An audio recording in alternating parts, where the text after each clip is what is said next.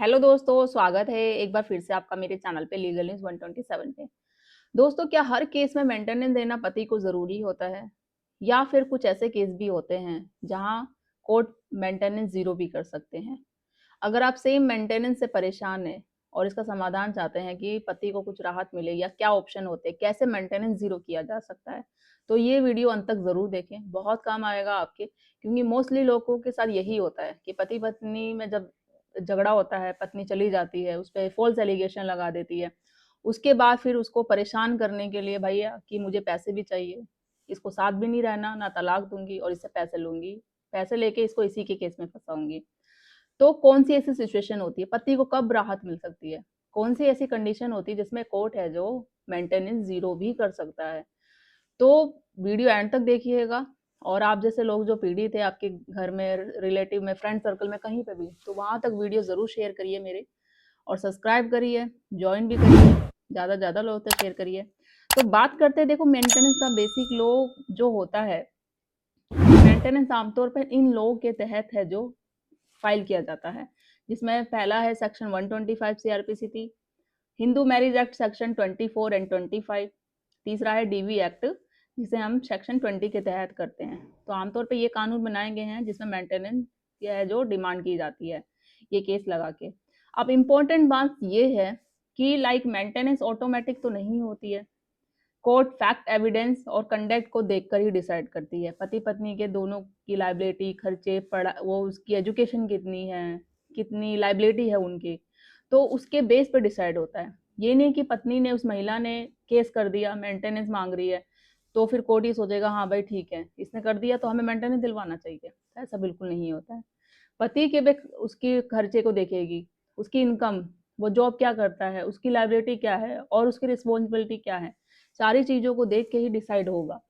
अब maintenance zero कब हो सकता है? ऐसी कौन-सी कंडीशन है, कौन-सी सिचुएशन है जिसको अगर आप कर ले तो मेंटेनेंस ज़ीरो हो सकता है?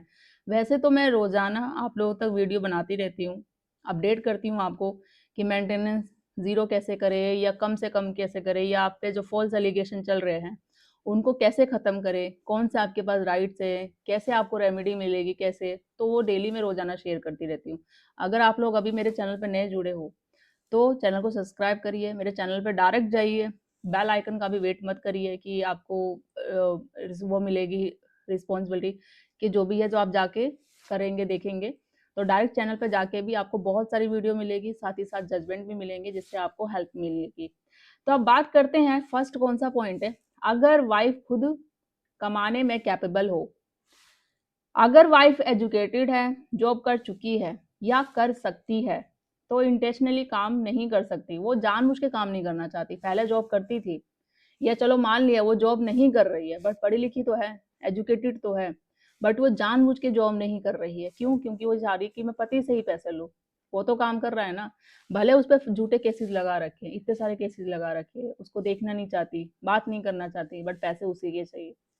तो कोर्ट कह सकती है मेंटेनेंस इसमें नॉट रिक्वायर, मेंटेनेंस बिल्कुल नहीं मिलेगा ऐसे केस में। Supreme Court able bodied wife को मेंटेनेंस के लिए हस्बैंड पर डिपेंड रहना जरूरी नहीं है। अगर वो खुद पढ़ी लिखी है, खुद सक्षम है, तो खुद भी जॉब करके अपने आप को मेंटेन कर सकती है। सुप्रीम कोर्ट का क्लियर कहना है ये। तो वाइफ बिना वजह अगर अलग रह रही है, सेकंड ये है किस सिचुएशन में मेंटेनेंस जीरो हो सकता है।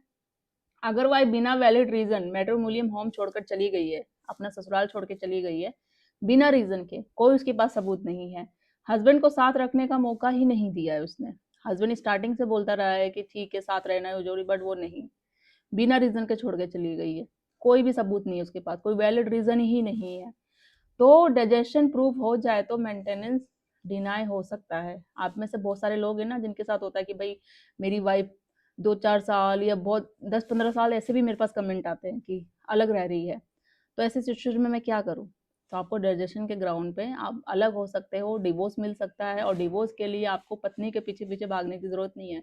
ये ऑटोमेटिक एक आपके पास ग्राउंड हो जाता है, जिस बेस पे अगर आप कोर्ट में प्रूव कर दो कितने साल से आपका सेपरेशन है, तो आपको डिवोर्स भी मिल जाएगा, और अब मान के चलो आपको ना मेंटेनेंस देने की जरूरत पड़ेगी, ना एलिमनी देने की जरूरत पड़ेगी।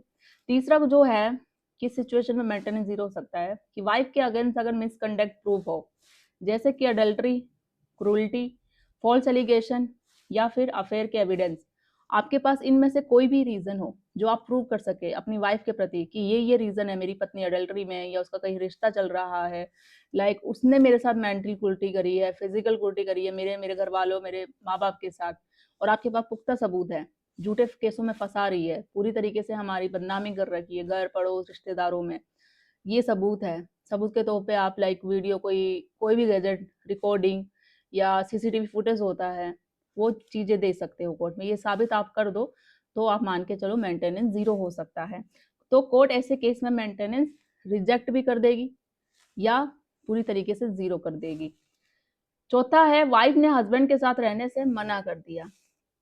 अगर कोर्ट में ये प्रूव हो जाए कि हस्बैंड रेडी था साथ रखने के लिए, बट वाइफ नहीं रिफ्यूज कर रही है, वो कह रही है मुझे रहना ही नहीं है, तो मेंटेनेंस ऐसी कंडीशन में जो है वीक हो जाता है बिल्कुल।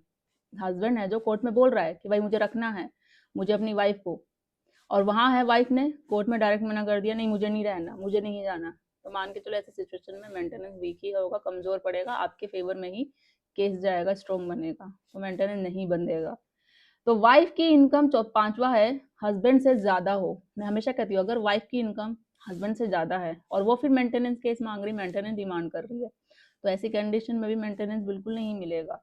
तो वाइफ वेल सेटल है, हस्बैंड लो इनकम है या जॉबलेस है, कोर्ट कहती है नो मेंटेनेंस पेबल।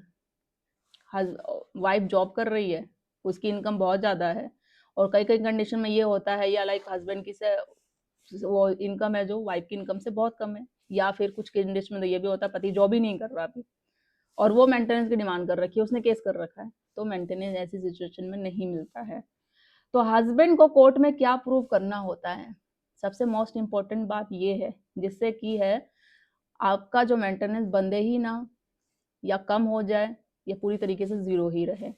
तो वाइफ की qualification and work history, bank statement and social media evidence, message email show refusing to stay, कि वो मना कर रही है, आपके पास कोई कॉल मैसेज चैट हो कि मुझे नहीं रहना है वहाँ पे, मुझे नहीं वापस आना है, तो ऐसा कोई आपके पास चैट हो तो वो भी आप कोर्ट में दिखाएं। विटनेस लाइक आपके पेरेंट्स हो या कोई पड़ोसी हो, जिसे जो कोर्ट में जाके गवाही दे सके कि हमने देखा है वो गलत करती है या वो आने से मना कर रही है, तो इस तरीके से। और फॉल्स केसेस का रिकॉर्ड अगर हो तो, कि आपने कोर्ट में प्रूव कर दिया या कोर्ट में प्रूव हो गया कि ये झूठे केसेस है और वो साबित नहीं कर पा रही है और फॉल्स एलिगेशन लगा रही है, जो केस कर रही है उसके पास, आपके पास सबूत है कि ये देखो मेरे पास रिकॉर्डिंग है, हमने कुछ किया ही नहीं है, या ये सबूत है, इस तरीके से ये हमें सोशल मीडिया पे करती है, तो जो भी सबूत हो आपके पास, तो वो ये सारे हैं जो प्रूव आपको करना कोर्ट में होता है, और इन प्रूवों के तहत अगर आप कोर्ट में साबित कर देते हो तो मेंटेनेंस मान के चलो जीरो हो जाएगा या कम हो जाएगा। तो ये है। तो सिर्फ बोलना ही काफी नहीं होता है, एविडेंस भी चाहिए कोर्ट में, एविडेंस और फैक्ट पे ही है जो कोर्ट डिसाइड करती है। तो जो कॉमन गलतियां होती है जो आपको अवॉइड करनी चाहिए उस पर जरूर ध्यान दें।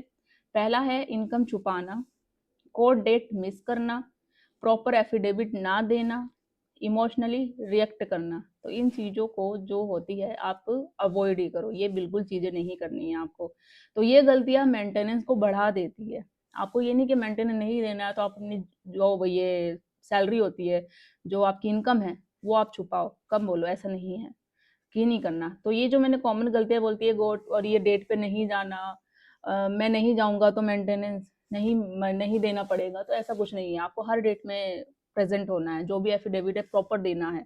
और अगर वाइफ ने भी प्रॉपर एफिडेविट नहीं दिया है तो उसमें भी आप बोल सकते हो कोर्ट में कि प्रॉपर एफिडेविट बोलो वाइफ को जमा करने के लिए, उसके बाद ही मैं दूंगा, क्योंकि इससे ये होगा उससे सामने सच आ जाएगा सारा कि वो क्या चीजें छुपा रही है क्या नहीं छुपा रही है, और उसके बाद आप फिर अलग से 340 का पर्जरी का केस भी कर सकते हो उस पर। तो हर केस अलग होता है, लेकिन ये सच है कि मेंटेनेंस हर सिचुएशन में मैंडेटरी नहीं होती है। अगर आप सही तरीके से और लाइक एविडेंस के साथ केस फाइट करो ना, तो मेंटेनेंस जीरो या मिनिमम भी हो सकता है। और कैसे क्या तरीके हैं वो सारी चीजें मैं हमेशा डेली अपडेट करती हूँ, तो उन तरीकों को, ये राइट्स को, इन तरीकों को अपने केस में इम्प्लीमेंट करो, और हो सके तो अपने वकील के साथ बैठ के सलाह मशवरा करो कि यह वाकई बात होती है, और देखो आपको रिजल्ट जरूर मिलेगा। तो आई होप आपके, अगर जो अभी वीडियो मेरी इस वक्त देख रहे हैं, जिन पर जिनके साथ मेंटेनेंस का केस चल रहा है या लगता है आने वाले टाइम में चलेगा? तो कमेंट में करके ज़रूर बताइएगा, और कोई लीगल एडवाइस चाहिए तो बात कर सकते हैं कॉल पर अपॉइंटमेंट बुक करके। तो सब्सक्राइब करिए, ज़्यादा से ज़्यादा शेयर करिए। जल्दी मिलती हूँ मैं एक ऐसे ही इन्फॉर्मेटिव वीडियो के साथ, तब तक के लिए थैंक यू।